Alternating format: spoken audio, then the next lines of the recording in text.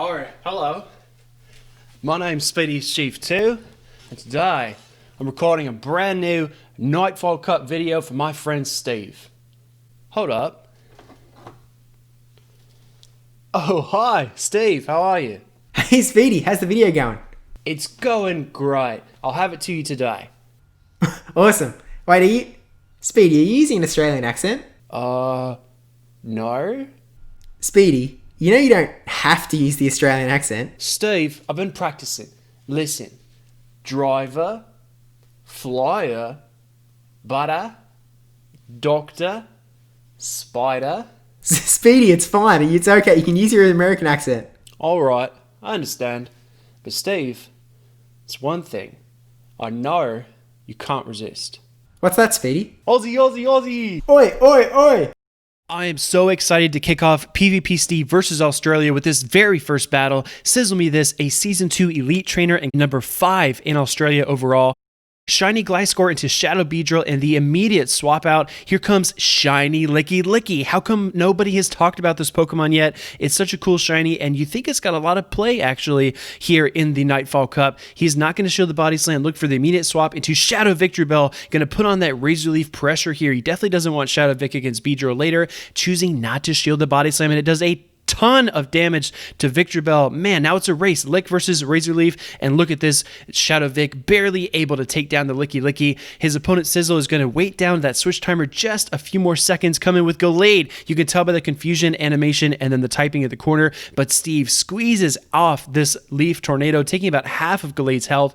Confusion does apply, KOing that Victreebel. Now, Steve's got a couple of options here, and he comes in with Frostlass. One more Confusion, and then the swap into Beedrill. This is a really nice position for Frostlass. As you know, those avalanches will do a immense amount of damage to Beedrill. cizzlemethis is really on his heels, and it comes down to team comp. Here comes the swap, but he's not going to get off the Night Slash before the Beedrill gets a move. Throwing up the shield there for the Fell Stinger. Oh, that's got to feel bad. The Beedrill does get that attack boost, and here comes the Night Slash from Gliscor. Can he boost back?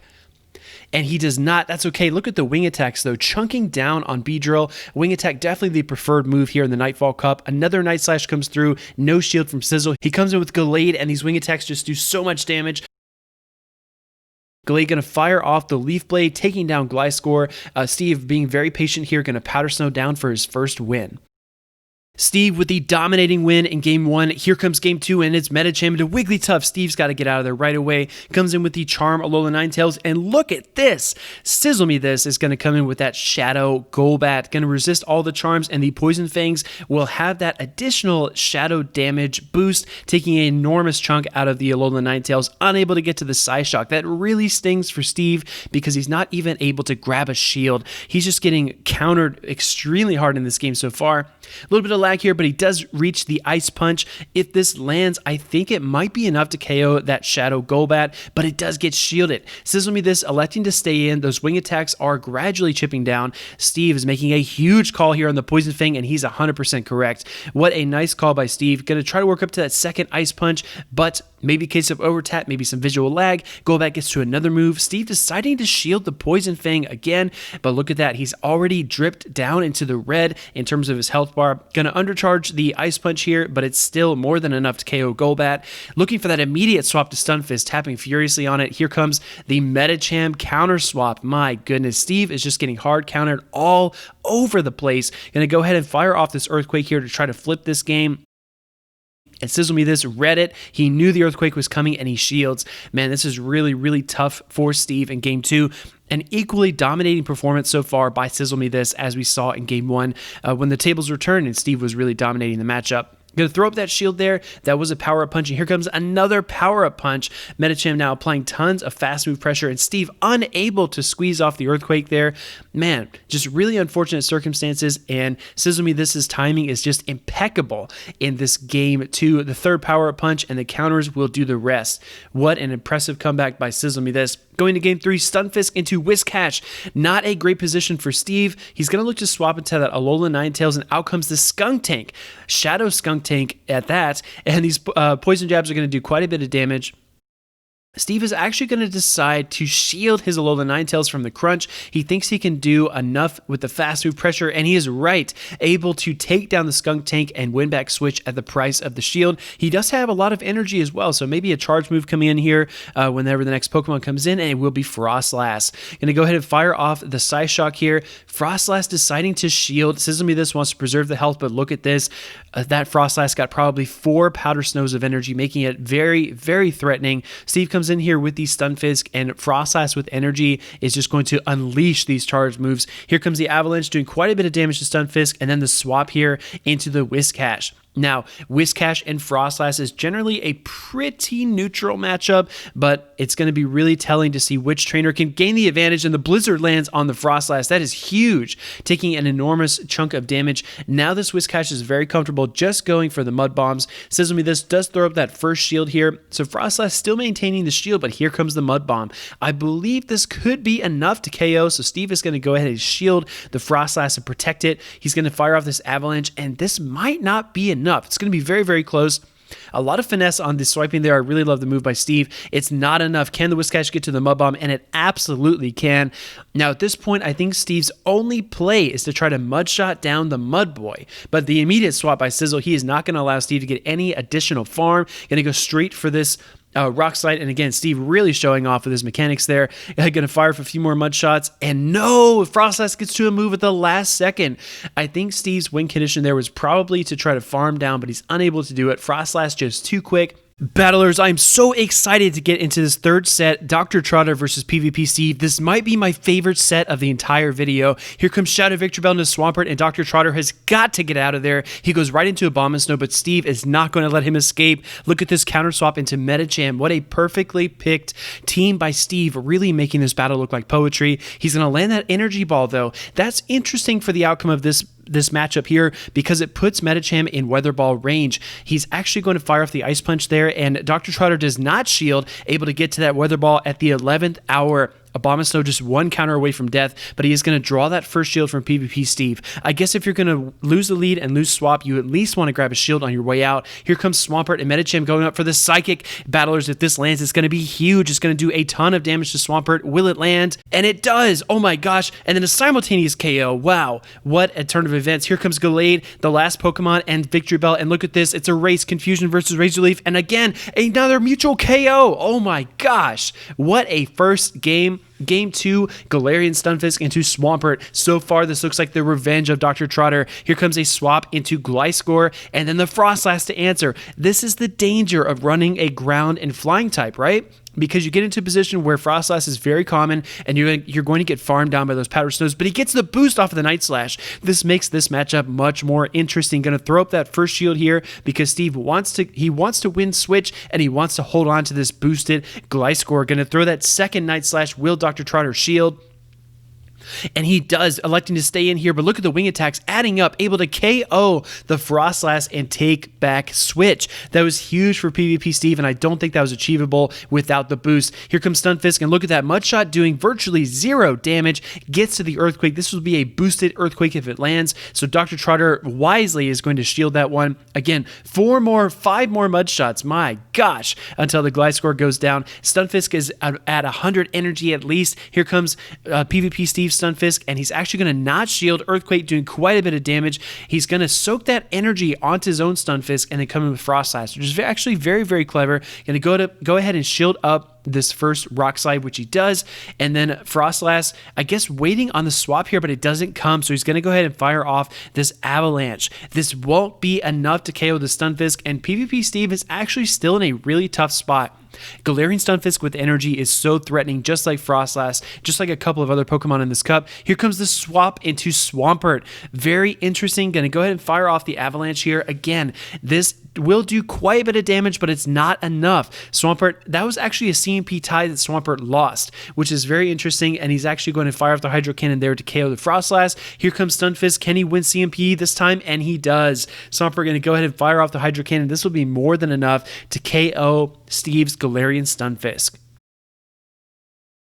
Going into game 3, Medicham into Frostlass. This is not a great position for PvP Steve because a Shadow Ball is fatal to the Psychic type Medicham. He's going to go for the Psychic there. I guess they tied there as well. CMP, he's not going to shield. This is a big call, and it is a Shadow Ball KOing Medicham. That is extremely bad for Steve. He comes in here with his Victory Bell, and look at the Razor Leafs just shredding the Ice type Frostlass. Steve deciding to shield here. You definitely want to protect your Victory Bell because the Avalanche is more than enough to KO a Shadow Victory Bell, but 2 more Razor Leafs are going to do the trick, and Frostlass finally falls. In comes the Abomasnow. He's going to go into Frostlass. Now, this looks really bad for Steve, but he actually makes some very surprising plays here. Going to go ahead and fire off this Avalanche here against the Swampert.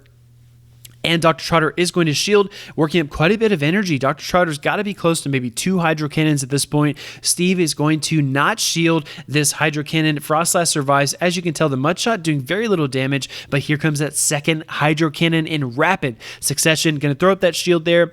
And Steve is going to continue to farm a little bit more energy before throwing the Avalanche. Now, this move will be more than enough to KO, and it does. In comes that Abomasnow, and Steve trying to push up for one more move, but the Abomasnow is going to beat him to the Weather Ball. This will be more than enough at this range because Frostlass is very weak. In comes Shadow Victory Bell. Can he get to the Sledge? No, it wouldn't have mattered anyway because of the shield, but still, that would have been really fun. Jumping right into the next set against Leockyyy, and if you thought being number 3 in Australia was impressive, this is actually Leockyy's first season in Sylph as well.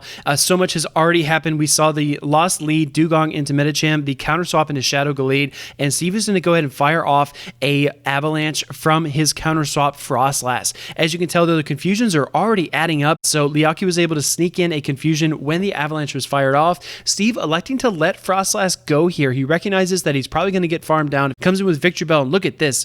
1 confusion comes through, 3 Razor Leafs apply, and that's enough to bring down the Gallade. Here comes Venusaur. Venusaur, an interesting flex option to help you handle things like Victory Bell in the Nightfall Cup. Because of the poison typing and the Sludge Bomb asset, it really helps it to kind of conquer other grasses. That attack drop did occur from the Leaf Tornado, and then the shield comes up from Steve, trying to protect his Shadow Victory Bell. The swap here, and look at this. Steve has one back swap, and it helped him so much in this matchup.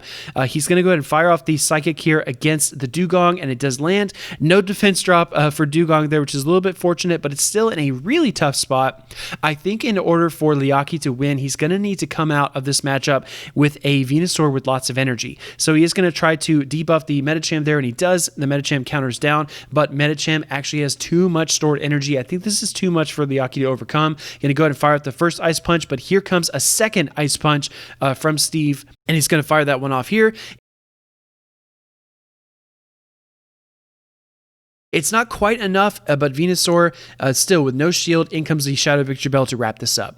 Going to game 2, we have that Gliscor Shiny Flex into that Alolan Ninetales. This is actually not ideal for Gliscor because the charms are going to add up. Again, kind of shopping for this Night Slash boost, which he does not get, and it is resisted as well due to that Fairy typing, which is a very interesting dynamic. Here comes the Stunfisk swap against the Venusaur. Now, Venusaur can win this matchup. It is IV dependent, and it depends, of course, on what stage you want to push the shields to. Earthquake is a very, very bad time for Venusaur, but the Rock Slides it can tolerate. He is not going to shield this first move here, which will be the Frenzy Plant.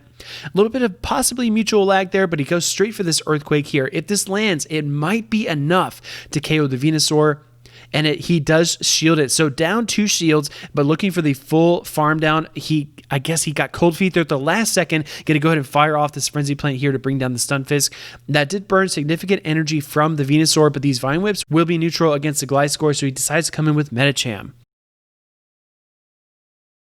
PvP Steve throwing up that shield there to protect against the Frenzy Plant, and he banks some energy. In comes the Alolan Ninetales, and he does dodge the charm, but here comes a charge move from Ninetales. Really tough spot for Steve to be in. He needs to get to this Earthquake, but I don't think he can survive the charms long enough. Alolan Ninetales is a very interesting kind of charmer option in the Nightfall Cup. Let us know if you prefer Wigglytuff or if you prefer Alolan Ninetales, because there is a lot of heated debate around that.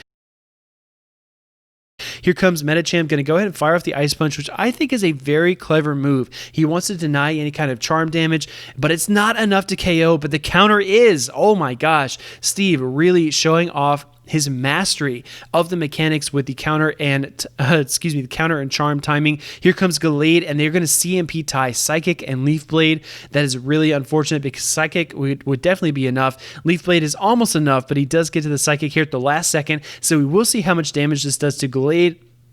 And it is enormous amounts of damage. Here comes a Venusaur, and Leockyyy able to pull that game out.